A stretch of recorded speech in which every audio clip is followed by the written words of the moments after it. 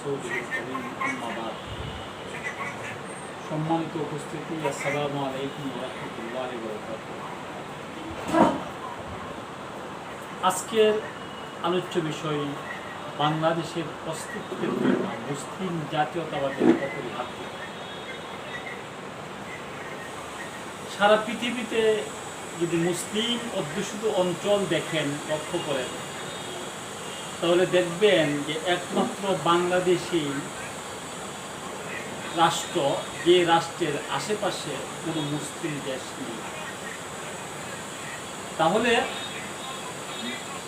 তাহলে এই যে রাষ্ট্রটা হইল বাংলাদেশ নামক, এটার মূল ভিত্তি কি? চতুর্দিক দিয়ে পেগান মানে পৌত্তলিক মুশরিক রাষ্ট্র, মুশরিকদের যে দাপট, এই দাপটের মধ্যে ছোট্ট একটা ভূখণ্ড ইসলাম নিয়ে দাঁড়ায় আছে। এই ইসলামই হলো এই দেশের মূল, মুসলিম জাতীয়তাবাদ হলো এই দেশের মূল ভিত্তি। বাংলাদেশকে যদি সার্বভৌম একটা দেশ হিসেবে রাখতে চান, তাহলে আপনাকে অবশ্যই মুসলিম জাতীয়তাবাদের পতাকা বুলন্দ করতে হবে। আমার অনেক ভাইরা আছেন যারা মুসলিম জাতীয়তাবাদ এবং খিলাফতকে কন্ট্রাডিক্ট, সাংঘর্ষিক মনে করে। আসলে ওনারা মুসলিম জাতীয়তাবাদ এবং খিলাফত সম্পর্কে গভীর এলেম না থাকার জন্য কন্ট্রাডিক্ট মনে করে। সারা পৃথিবীর মুসলমান এক উম্মাভুক্ত, একই উম্মা। এখন কোরিয়াতে যদি 1000 মুসলমান একটা গ্রামে থাকে, উত্তর কোরিয়াতে, তাহলে আপনি ওই 1000 মুসলমান উম্মার অন্তর্ভুক্ত। তো খিলাফা রাষ্ট্র যদি হয়, তো খিলাফা রাষ্ট্রের অন্তর্ভুক্ত না। উম্মা, খিলাফত, মুসলিম জাতীয়তাবাদ এগুলি সময় অবস্থা ভেদে পার্থক্য হয়ে থাকে। খিলাফত আমলে বাংলার সুলতানগণ কায়রুর আব্বাসী খলিফাদের দ্বারা স্বীকৃতি ছিল।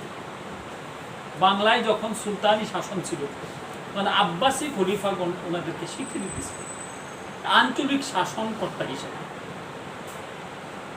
এখন খিলাফত নাই, বাস্তবিক হলো খিলাফত নাই। খিলাফত প্রতিষ্ঠা করা আমাদের জন্য আবশ্যক। খিলাফত তো নাই, খিলাফতের অবর্তমানে আপনি কোন ফরম্যাটে থাকবেন? একটা তো ফরম্যাট থাকতে হবে। খিলাফত আসার আগ পর্যন্ত তো আপনি একটা ফরম্যাটে গিয়ে খিলাফত প্রতিষ্ঠা করতে হবে। এই ফরম্যাটটার জন্য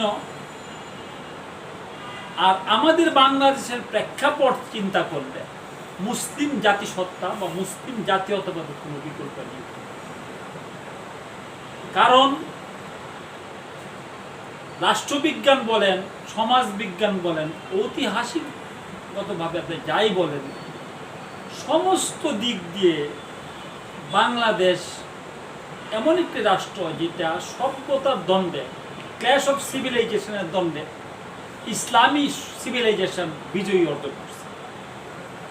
ইসলামী সিভিলাইজেশন যেহেতু বিজয় লাভ করেছে, সেখানে এটা রুটে যেতে হবে। এই রুটটা কি? এই রুটটা হলো মুসলিম জাতীয় সত্তা। ঐতিহাসিকগতভাবে প্রমাণিত যে যদি রাষ্ট্র ক্ষমতা না থাকে, তাহলে কোনো আদর্শ বা ধর্মের সেই ধরনের বিকশিত বা প্রস্ফুটিত হয় না। আজকে স্পেনে যেখানে 800 বছর মুসলমানরা শাসন করেছিল, সেখানে মুসলমান রাষ্ট্র ক্ষমতা নাই। স্পেনে মুসলমানদের কোনো অস্তিত্ব নাই। সেন্ট্রাল এশিয়াতে যার সম্রাটগণ যখন দখল করলো, দখল করার পর থেকে অদ্যাবধি মুসলিম শাসন ঠিক মতো দাঁড়াতে পারি নাই। কখনো কখনো তো মুসলিম শাসন বা মুসলিম সভ্যতা, ইসলামী সভ্যতা বিলুপ্ত হয়ে গেছে। কাজেই একটা ইসলামী সভ্যতার জন্য একটা রাষ্ট্রের দরকার। আর ওই রাষ্ট্রটা যদি ইসলামী সভ্যতা বা মুসলিম জাতিসত্তার বেজে না হয়, টিকে না। অনেকেই বলে যে 1947 সালের যে দ্বিজাতিত্বের ভিত্তিতে পাকিস্তান হয়েছিল, মুসলিম জাতিসত্তার ভিত্তিতে বা মুসলিম জাতীয়তাবাদের ভিত্তিতে পাকিস্তান হয়েছিল, 1971 সালে এটা দ্বিজাতিত্বের প্রয়োজনীয়তা ফুরিয়ে গেছে। আমার প্রশ্ন হলো, যদি দ্বিজাতিত্বের প্রয়োজনীয়তা ফুরিয়ে যায়, তাহলে আপনি ইন্ডিয়ার সাথে মার্চ করার জন্য গণভোট দেন। দেখেন দ্বিজাতিত্বের প্রয়োজনীয়তা আছে কি নাই। দ্বিজাতিত্বের প্রয়োজনীয়তা সবসময় থাকবে। আপনি যদি মুসলিম জাতিসত্তা বা দ্বিজাতিত্ব থিওরি গ্রহণ না করেন, তা আপনি ধীরে ধীরে ইন্ডিয়ার কুলে ঢলে পড়বেন। বাঙালি জাতীয়তাবাদ আর মুসলিম জাতীয়তাবাদ এক নয়, দুইটা কন্ট্রাডিক্ট একটা শব্দ। পাকিস্তান হয়েছিল মুসলিম জাতীয়তাবাদের ভিত্তিতে। এখন প্রশ্ন দাঁড়ায়, যদি মুসলিম জাতীয়তাবাদ না হয় আর বাঙালি জাতীয়তাবাদ হয়, তাহলে এই দেশ টিকবে কিনা? আমরা দেখি বিগত 53 বৎসরে বাঙালি জাতীয়তাবাদী ধারক বাহকগণ যখনই ক্ষমতায় গিয়েছিল, তখনই এদেশের মুসলমান এবং ইসলাম বিপদে পড়েছিল। এবং লাস্ট বাঙালি জাতীয়তাবাদের ধারক বাহকরা যখন ক্ষমতায় ছিল, এ দেশ অখণ্ড ভারতের অংশ হতে যাচ্ছিল, অস্বীকার করতে পারবে না। এদেশের বুক ছিঁড়ে ট্রেন দেওয়া, ট্রানজিট দেওয়া, এগুলি অখণ্ড ভারতের একটা লক্ষণ। এবার আসেন, এই যে মুসলিম জাতীয়তাবাদ কি জন্য বাংলাদেশের জন্য অপরিহার্য? যদি কোনো একটা দেশ বা কোনো একটা বস্তু প্রাকৃতিকগতভাবে, যদি কোনো বস্তু যে জিনিস দিয়ে গঠিত, সেই উপাদানটা যদি আপনার মাইনাস করে দেন, বিয়োগ করে দেন, তাহলে এই পদার্থর কোনো অস্তিত্ব থাকে না।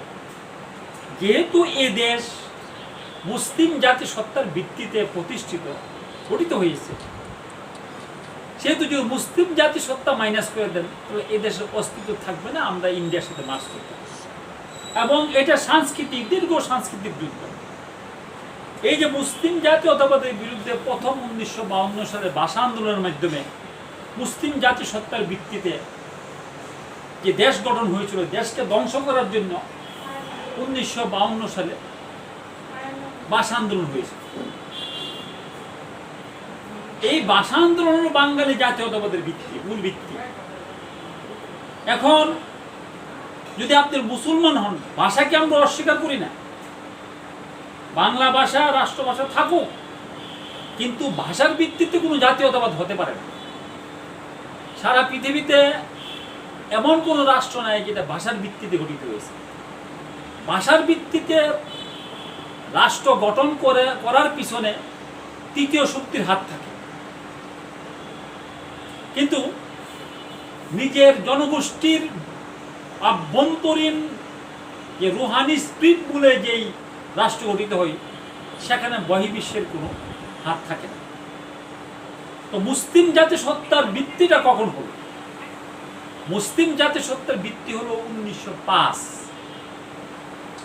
1905 সালে পূর্ববঙ্গ এবং আসাম নামক একটি মুসলিম প্রদেশ গঠিতের মাধ্যমে এই মুসলিম জাতিসত্তার পথ চলা শুরু হয়।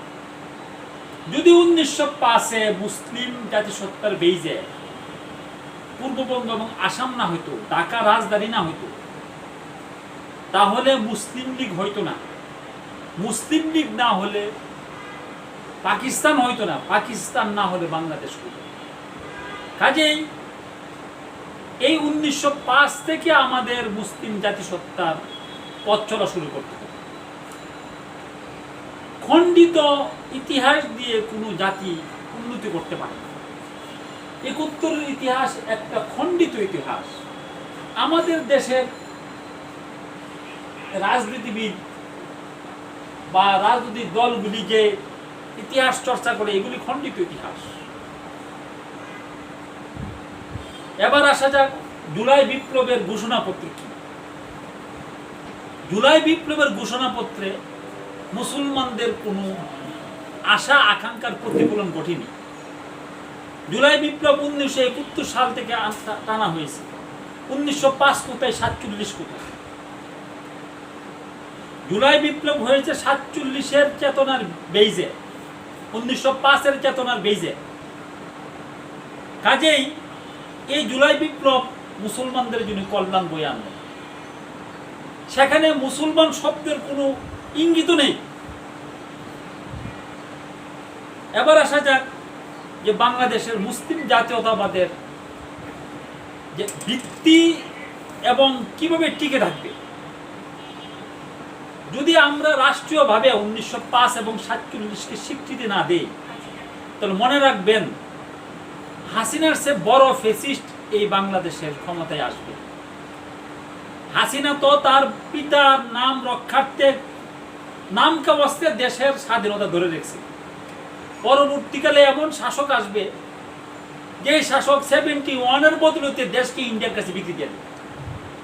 কাজে আপনি 71 জবেন, সমস্যা নাই। 24 যখন সমস্যা নাই, 1905 এবং 24-কে আপনার আনতেই হবে। 1905 এবং 47 হলো মুসলিম জাতীয়তাবাদের বেজ, ভিত্তি।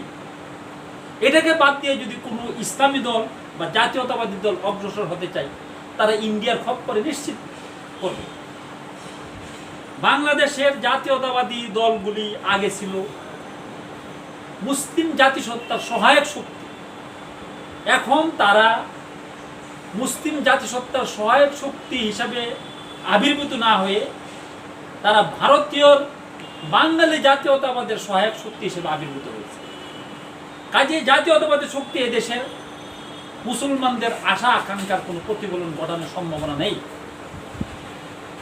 আর ইসলামী দলগুলির অনেক দল মুসলিম জাতীয়তাবাদ কি এই সম্পর্কে কোনো কনসেপ্টে নেই এবং তারা মুসলিম লিগাসি বহনও করে না। এমত অবস্থায় এদেশের মুসলমানদের অস্তিত্ব এবং স্বার্থের জন্য মুসলিম জাতীয়তাবাদের আওয়াজ বুলন্দ করা ব্যতীত মুসলমানদের সামনে আর বিকল্প কোনো পথ নেই।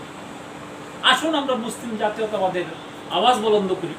এদেশের স্বাধীনতা সার্বভৌমত্বের জন্য মুসলিম জাতীয়বাদ অপরিহার্য। এই বলে আমার বক্তব্য শেষ করলাম। ওয়া আখিরু দাওয়ানা আলহামদুলিল্লাহ।